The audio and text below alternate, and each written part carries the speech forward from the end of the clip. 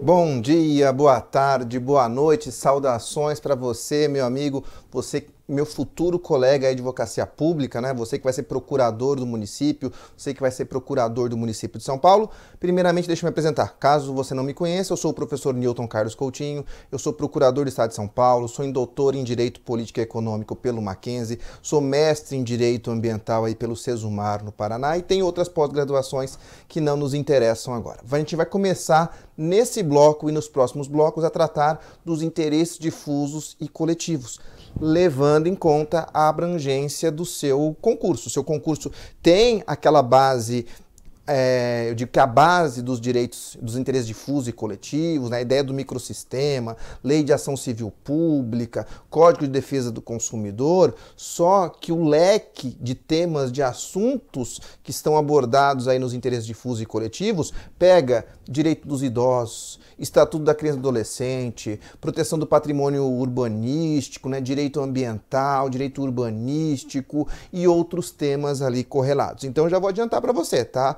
4 horinhas vai ser pouco para a gente tratar de todos os temas. Então, o que eu fiz? Eu vou trazer primeiro para você uma introdução para que você consiga entender melhor o que é essa tutela dos interesses difusos e coletivos, o que são os interesses difusos e coletivos, o que é esse microsistema coletivo, porque se fala tanto num Código de Processo Civil coletivo e na medida que as aulas forem caminhando, a gente vai trazer alguns pontos específicos aí para vocês que tem maior incidência em concursos públicos, tá bom? E espero que você goste da aula. Se você tiver alguma crítica, alguma coisa que você não gostou, alguma coisa que você gostaria que eu poderia ter incluído aqui na aula para melhorar um pouquinho, não fique inibido, tá? Pode mandar mensagem para mim no meu Instagram, tá? Prof. Newton Coutinho, tá? Se você passar na prova, melhor ainda, me manda aquela mensagem dizendo que foi aprovado. Se o que eu falei com vocês aqui, interesses difusos e coletivos, caiu na sua prova, melhor ainda, manda para mim depois. Eu quero saber se as minhas aulas aqui contribuíram pelo menos um pouquinho para você, tá bom? Chega de papo, vamos ao que interessa, você quer saber de conteúdo. Então vamos falar um pouquinho dessa teoria constitucional aí dos interesses difusos e coletivos. Como que surge essa ideia de processo coletivo, tá? Então vamos voltar para o passado. O que você aprendeu lá no comecinho da faculdade? Caio contra Tício, não era? Tício contra Mévio. Os conflitos eram individuais, era A contra B. B comprou uma coisa do A, não pagou, A entrou com uma ação para cobrar, não é isso? Você foi na padaria do seu Zé, o seu Zé te vendeu lá uma fruta estragada, você entra com uma ação contra o seu Zé. Essa é a ideia inicial. Só o que acontece? Não vou entrar com uma ação para processar o seu Zé, porque uma maçã veio estragada, né?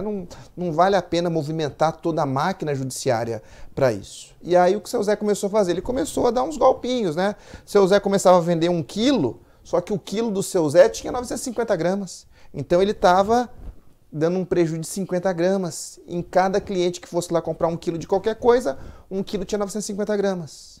Então, um indivíduo não vale a pena entrar com uma ação para cobrar 50 gramas de carne, 50 gramas de arroz. Agora, se o seu Zé fez isso com todo mundo, eu tenho uma quantidade imensurável de pessoas que foram lesadas. Então, quem foi lesado não é uma pessoa, não são 2, 3, são várias pessoas. Todo mundo que fez compra no mercado e comprou aquele produto.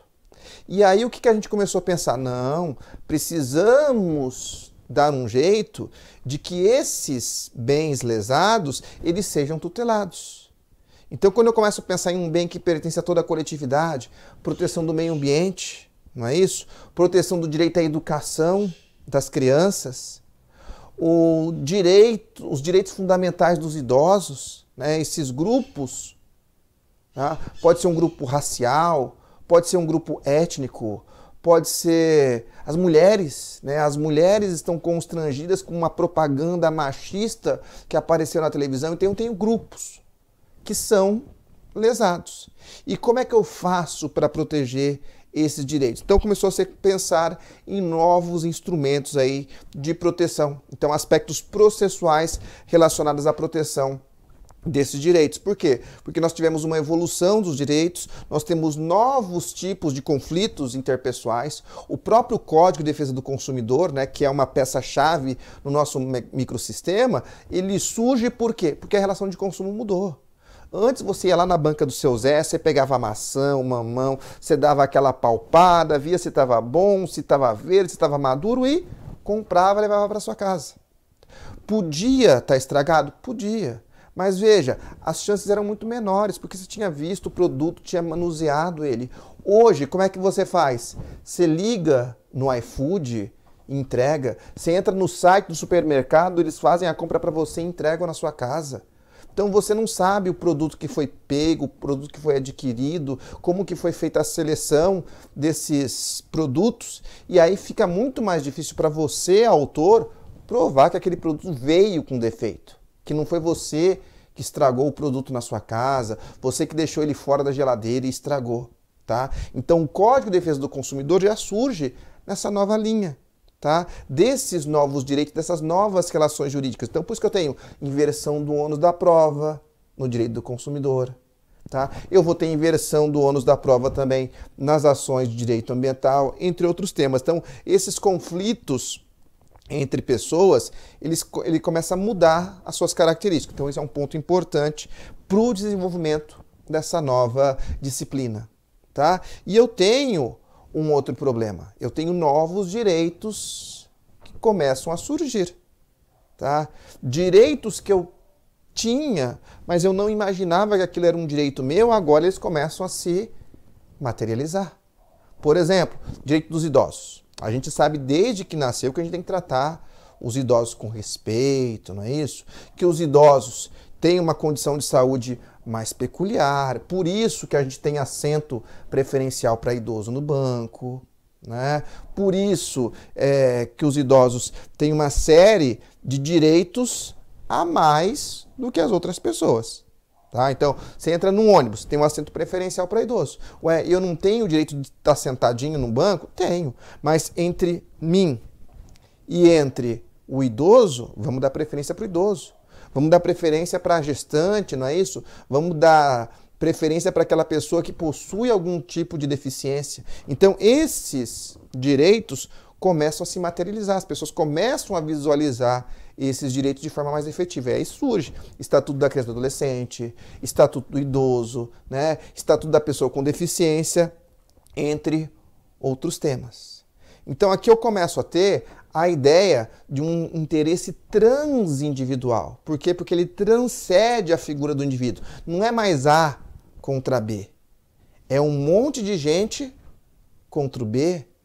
É o B lesando uma grande quantidade de pessoas. E aí surgem os três grandes grupos de interesses transindividuais, né? De interesses coletivos em sentido amplo. Primeira coisa que eu quero que você se lembre, tá? Quando eu falo interesse coletivo em sentido amplo, eu estou falando do interesse difuso, estou falando do interesse coletivo em sentido estrito e estou falando dos interesses individuais homogêneos. Tá? Então, não confunda quando eu falo interesse coletivo em sentido amplo, quando eu falo interesse coletivo em sentido estrito. Quando eu falo do interesse coletivo em sentido amplo, eu estou falando das três modalidades. Então, eu estou falando aqui da tutela de interesses difusos, estou falando da tutela dos interesses coletivos, e aqui, interesse coletivo em sentido estrito, né, estrito sensu, e, por fim, os nossos interesses individuais homogêneos, que são interesses que pertencem a uma pessoa, só que eu tenho uma quantidade gigantesca de pessoas que estão na mesmíssima situação fática. Tá? Então vamos relembrar com vocês rapidamente aqui. Então eu estou falando basicamente do artigo 81 do nosso Código de Defesa do Consumidor, e ele vai falar da proteção dos interesses do consumidor individualmente ou a título coletivo. Então aqui eu vou ter uma ação civil pública na área de direito do consumidor ou outra ação de natureza coletiva. Então aqui coletivo em sentido amplo. Beleza? Quando eu falo de tutela coletiva, eu tenho as três categorias aqui, né? Inciso 1, inciso 2 e o inciso 3, que não coube aqui, mas eu vou economizar também o nosso tempo, né? A gente sabe que, né, o seu tempo de estudo é bastante escasso, então vamos otimizar. Então, como é que eu tenho a divisão disso?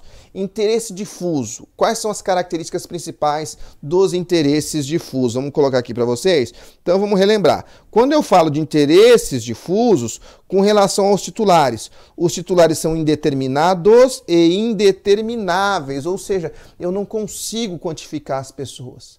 Então, imagina a poluição do ar.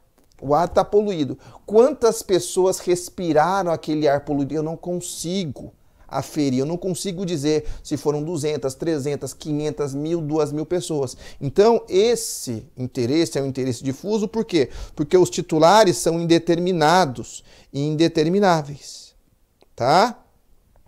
Outra característica em relação ao interesse difuso é que o bem jurídico, ele é indivisível. Então, esse meio ambiente, esse ar poluído, eu tenho que despoluir. Tem que despoluir para quem? Para todo mundo. Não dá para fazer o seguinte, ó, eu vou despoluir o ar na Zona Norte, na Zona Sul eu deixo poluído. Não, tá? O bem jurídico, ele é indivisível. Não dá para dividir. E, por fim, com relação à relação jurídica, existe uma relação jurídica à base? Não. Eu fui na praia e respirei aquele ar poluído. Eu estava andando de ônibus na frente da praia e respirei o mesmo ar poluído. Tem alguma relação jurídica entre a gente? Não tem relação jurídica. Eu tenho aqui uma relação fática, uma circunstância de fato. Eu passei naquela rua, naquele local que estava poluído e respirei aquela fumaça tóxica, por exemplo. Tá? Então, esses são os interesses difusos. Quando eu falo no interesse coletivo em sentido estrito, a coisa já muda um pouquinho de figura. Então vamos lá, os titulares. Os titulares aqui, eles até podem ser indeterminados, mas eles são determináveis. Imagina que a sua faculdade aumentou o valor da mensalidade, mas esse aumento foi abusivo. Esse aumento é abusivo para quem? Para todo mundo. Para todo mundo, professor? Não. Para todo mundo que estuda naquela faculdade. Então, veja, quantas pessoas estudam naquela faculdade? Agora eu não sei. Mas se eu for lá e pegar o prontuário dos alunos, eu consigo dizer. São 877 pessoas. São 1.542. Então, os titulares desse direito, eles são indeterminados, mas eles são determináveis. O bem jurídico, no meu caso aqui, o valor da mensalidade, é um bem jurídico também indivisível. Se a mensalidade é abusiva, se o aumento foi abusivo para todo mundo. Então eu tenho que reduzir a mensalidade para todo mundo, ok? Então aqui é um ponto em comum, tá? Tanto no difuso quanto no coletivo, o bem jurídico ele é indivisível. E uma outra diferença em relação aos interesses coletivos é que nos interesses coletivos existe uma relação jurídica base que vai ligar os fornecedores aos consumidores. Então, no meu exemplo aqui da faculdade, que aumentou o valor da mensalidade abusivamente, existe um contrato celebrado entre a universidade e os 1.035 alunos, os 877 alunos. Então, existe uma relação jurídica base. Tá? Para o seu concurso, você vai ter que lembrar disso, das diferenças. Então, nos difusos não existe relação jurídica, nos coletivos existe uma relação jurídica base. E por fim, professor, quando eu falo dos interesses individuais homogêneos. Então vamos lá. Se o interesse é individual, é claro que o titular desse direito ele é determinado. Tá? Eu sei quem é o titular daquele direito. Eu sei quem é a pessoa que comprou o carro daquele lote que veio com defeito de fabricação, tá? Esse bem jurídico agora, ele é divisível. Eu e meu vizinho compramos o mesmo modelo de carro na mesma concessionária e veio com o mesmo defeito. Tem uma mancha ali na pintura, por exemplo. Eu posso entrar com uma ação para cobrar, né, o conserto, o reparo desse carro, a repintura desse carro, e meu vizinho fala, deixa pra lá, né? Não me interessa, não. Por quê? Porque o direito é divisível, com o direito do indivíduo, tá? É um direito pessoal dele. Então, esse bem jurídico, ele é divisível. E, por fim, existe uma relação jurídica base? Não. Por quê? Porque o direito, ele é individual, é do indivíduo. Eu comprei o meu carro na concessionária, tem um contrato meu com a concessionária. O meu vizinho tem um contrato dele com a concessionária. Não existe nenhuma relação jurídica entre mim e o meu vizinho. O que nós temos? Nós temos um fato em comum. Qual que é o fato em comum? A gente comprou o carro daquele lote que veio com defeito. Beleza? Maiores detalhes, você vai pegar o artigo 81 do Código de Defesa do Consumidor e vai olhar os incisos 1, inciso 2, inciso 3, mas basicamente ele diz isso que eu falei aqui com vocês. Beleza? Ótimo. Então vamos relembrar rapidamente aqui o que nós tínhamos, né? O que eu falei com vocês nesses primeiros 15 minutos. Falei que eu tinha um processo tradicional na qual eu tinha indivíduos versus indivíduos. Basicamente, na década de 70, que eu tenho uma explosão desses novos direitos, né? Surge a necessidade de uma defesa coletiva desses grupos, de classes ou categorias de pessoas. Então, aqui na sua prova, né, se for uma prova de redação, uma prova escrita, você lembra de Capelletti. Capelletti que veio com essa ideia de defesa coletiva. Maravilha? E aí eu vou ter uma ação coletiva para proteger esses interesses transindividuais, difusos, coletivos ou individuais homogêneos por meio de um processo coletivo. Então pode ser uma ação civil pública, pode ser eventualmente uma ação popular, dependendo da situação. Então o que eu vou ter? Eu vou ter uma série de instrumentos legislativos, por isso que a gente fala tanto, né, em um código de processo coletivo, porque eu tenho leis que elas não se encaixam com essa coisa de Caio contra Tício, né, A contra B. Então eu crio regras específicas. Aí eu vou ter a minha lei de ação civil pública, tá, que ela tem várias diferenças em relação a uma ação ordinária, vamos dizer assim. Uma ação de obrigação de fazer e uma ação civil pública com obrigação de fazer, elas são diferentes. O ativismo judicial é diferente, a questão da produção de provas é diferente, os efeitos, tá, do julgamento daquele processo de improcedência por falta de provas, então isso varia. Se eu estou num processo individual, né, A contra B, ou num processo coletivo. Então eu vou ter algumas características na Lei de Ação Civil Pública que eu vou comentar com vocês. Eu vou ter o Código de Defesa do Consumidor fazendo essa jogadinha, né? Então eu tenho uma lei que trata da defesa do consumidor, mas essa lei traz vários institutos que eu vou utilizar no processo coletivo. O próprio conceito de interesse difuso, coletivo, individual, homogêneo, questão da competência, né, inversão do ônus da prova, entre outros temas, tá? Só que eu vou ter outras leis ainda, como eu já falei. O ECA, o Estatuto da Criança e do Adolescente, vai falar da proteção dos interesses de um grupo, né? O grupo das crianças, o grupo dos adolescentes, que é um grupo marginalizado no sentido de não ter as mesmas condições de proteção dos seus direitos que as outras pessoas. Da mesma forma, surge o Estatuto do Idoso, surge aí o Estatuto da Cidade. Estatuto da Cidade que é fundamental para você que vai ser procurador do município. A gente vai ter uma ou duas aulas aí tratando especificamente dos instrumentos de tutela. O que eu tenho? Eu tenho aqui a vida na cidade. Quantas pessoas vivem na cidade? Não sei. É um número indeterminado. Ai, professor, se eu quiser contar, eu consigo. Tá, você consegue contar quantas pessoas têm casas nas cidades. Mas quantas pessoas estão na cidade? Um indivíduo que veio passar férias naquela cidade, um indivíduo que tem a namorada naquela cidade está indo para lá. Então, veja, eu não consigo determinar o número de pessoas. Então, qualquer questão urbanística, ela está ligada a um interesse coletivo em sentido amplo. Beleza? Ou um interesse difuso, ou coletivo, ou eventualmente um interesse individual homogêneo. A própria lei de improbidade administrativa, ela trata da proteção do quê? De interesses da coletividade.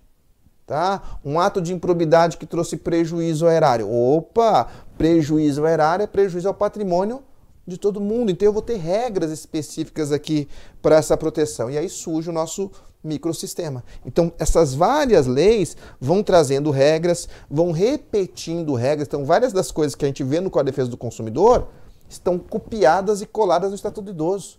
Estão copiadas e coladas em outras leis, da pessoa com deficiência, etc. Então, começa a surgir algumas regras específicas. Por exemplo, professor, sim, vamos lá. Aqui é a hora que você vai fazer uma comparação das aulas de Direito Processual Civil com as aulas de interesse difuso e coletivos. Por exemplo, remessa necessária. Lá no Código de Processo Civil, você sabe, eu tenho a remessa necessária, o duplo grau de jurisdição obrigatória, o reexame necessário, naquelas hipóteses basicamente em que a administração pública sucumbe. Ela perdeu. e perdeu acima de um valor X, né? Isso é importante, porque se a sucumbência da fazenda pública for pequena, ela pode recorrer? Pode. Ela pode ter o pedido apreciado pela segunda instância? Pode, mas aí tem que recorrer. Se o prejuízo é grande, ela pode recorrer, deve recorrer, mas se ela esquecer de recorrer, se perder o prazo, não tem problema, porque eu tenho essa remessa necessária em algumas situações nas quais a administração pública teve um prejuízo elevado, não é? Nas ações coletivas, olha só, o que eu tenho? Eu tenho a remessa necessária todas as vezes que eu tenho um caso de improcedência ou carência da ação coletiva. E aqui independe do valor, tá? Detalhe importante para a sua prova, aquela pegadinha que a banca vai querer trazer para você. Olha lá, se tratar de um interesse individual homogêneo, aí não existe um instituto da remessa necessária. Por quê? Porque esse direito não é coletivo, é um direito individual. Eu comprei meu carro estava com defeito, tá? Se eu quiser, eu entro com a ação. Se eu quiser, se eu perder, se eu quiser, eu recorro. Se eu não quiser recorrer, o direito é disponível, é o direito individual seu. Por que então, professor, que colocaram na tutela coletiva? Porque é mais fácil. Imagina uma empresa que vendeu aí 10 mil carros, que teve um defeito de fabricação no lote. Os 10 mil carros têm um defeitinho no freio, sabe? Então são 10 mil pessoas que podem morrer, podem bater o carro, podem sofrer sérios danos. Então, em vez de eu ter 10 mil ações contra uma empresa porque aquele carro, modelo tal, lote X veio com defeito, eu posso entrar com uma ação coletiva para proteger o direito de todo mundo. Tá? Essa sentença ela vai fazer o quê? Ela vai dizer que sim, existe um problema de freio naquele carro daquele lote. Pronto? E aí? E aí cada um vai ter sua ação individual depois. A sua execução individual, tá? A sua ação para descobrir o quantum de beatur. Eu estava sem freio, bati no muro. Eu estava sem freio, caí da ponte, minha sogra morreu. Imagina, né? Faz de conta que eu amo a minha sogra, tá? Danos morais ali. Ah, eu dei um raladinho no portão da minha casa porque o freio falhou. Eu atropelei uma criança e matei a cristão. Eu vou ter valores de indenização diferentes, mas responsabilidade daquela empresa. Então eu vou ter uma ação coletiva para dizer se tem responsabilidade, se não tem responsabilidade. Depois eu posso ter aí os processos individuais de execução. Beleza? Ótimo. O que eu vou falar com vocês aqui no breve tempo que me resta? Eu vou falar um pouquinho hoje sobre a Lei de Ação Civil Pública, que é a segunda lei que trata aí de processo coletivo, tá?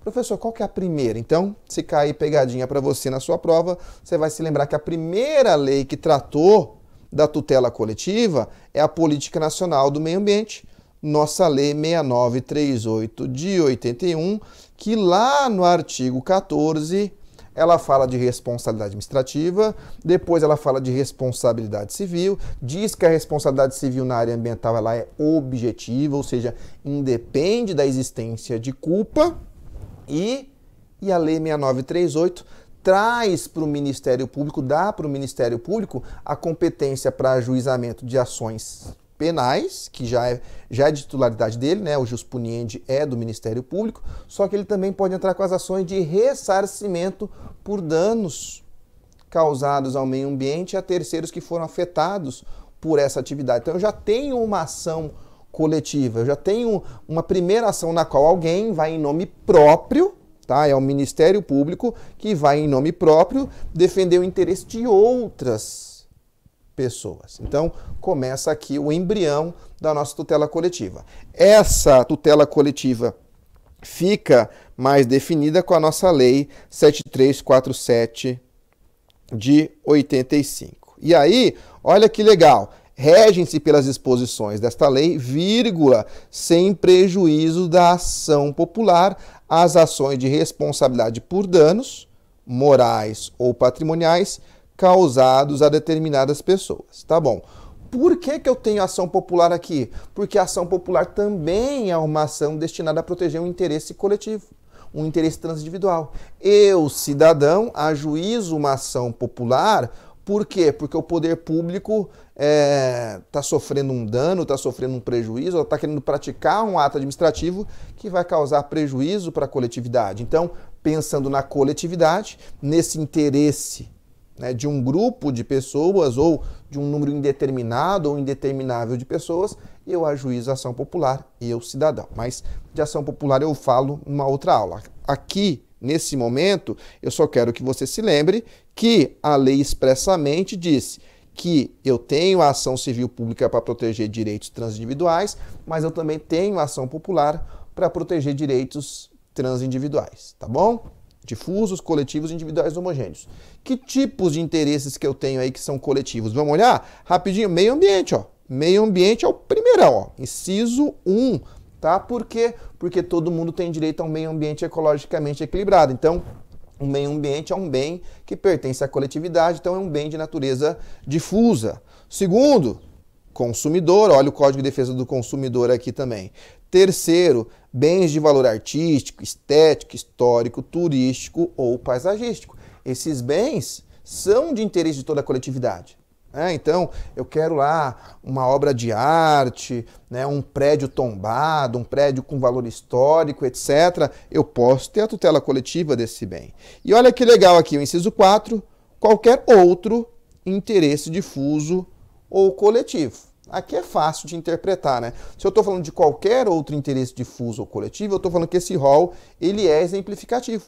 Podia e devia ter acabado no inciso 4, e acabou. Só que isso foi lá na década de 90, quando elaboraram o Código de Defesa do Consumidor. Depois, apesar da clareza do inciso 4, resolveram colocar mais incisos. Infração à ordem econômica, sim, infração à ordem econômica causa um prejuízo à coletividade, então é um interesse transindividual. Ordem urbanística, falei com vocês, né, cidade, estatuto da cidade, etc, claro, mas não precisava. Por quê? Porque ele já está no inciso 4. Qualquer outro interesse difuso ou coletivo. Eu já falei para vocês, a ordem urbanística é um bem de natureza coletiva, né, de natureza difusa. Inciso 7º, honra e dignidade de grupos raciais, grupos étnicos ou grupos religiosos. De novo, eu não preciso, eu já sei que isso aqui é um interesse transindividual, um interesse de um grupo, né, a pessoa negra, pessoa homossexual, mulher, é um grupo, tá? Ah, os judeus não gostaram de uma propaganda feita na televisão, ofendeu a dignidade desse grupo religioso, eu tenho a possibilidade da tutela coletiva, tá bom? Perguntas básicas que você não pode errar na sua prova. Quem pode ajuizar uma ação civil pública?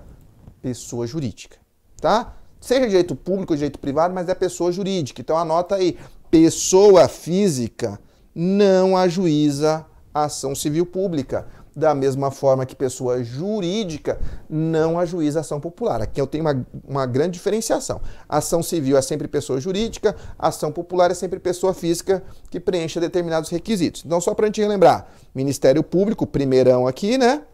Defensoria Pública, a administração direta, União, Estados, DF e município, tá? Município pode ajuizar ação civil pública? Pode. Por intermédio de quem? Por intermédio da sua procuradoria, né? A procuradoria do município ajuiza a ação.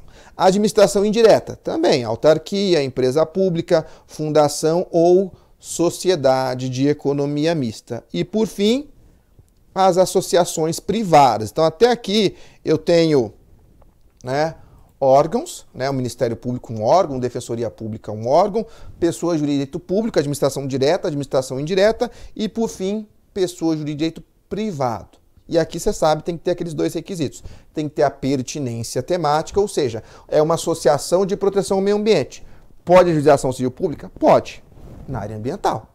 Tá? Ela não pode entrar com uma ação civil pública fora, né, de um tema que não tenha relação com o seu estatuto. Então, associação que esteja constituída há pelo menos um ano, tá? Então tem um requisito temporal, lembrando que o juiz pode esquecer esse requisito aqui a depender da relevância do direito em discussão. E, por fim, a finalidade institucional. O que é finalidade institucional? É o que está no estatuto. Na hora que você pega o estatuto daquela associação, o que ela protege? Ah, ela protege o direito dos servidores aposentados do município. Beleza. Então, se eu tiver alguma coisa que afete os interesses desse grupo, essa associação, esse sindicato pode ajuizar a ação para defender essa parcela da população, esse grupo da população. Ela não pode ajuizar uma ação civil pública numa área que não tem qualquer pertinência temática com ela. Beleza? Tem mais coisa para falar? Tem mais coisa para falar, mas no próximo bloco a gente continua. Eu vou falar um pouquinho de ação civil pública ainda e vou falar um pouquinho de Código de Defesa do Consumidor, tá bom? Tchau, tchau para vocês.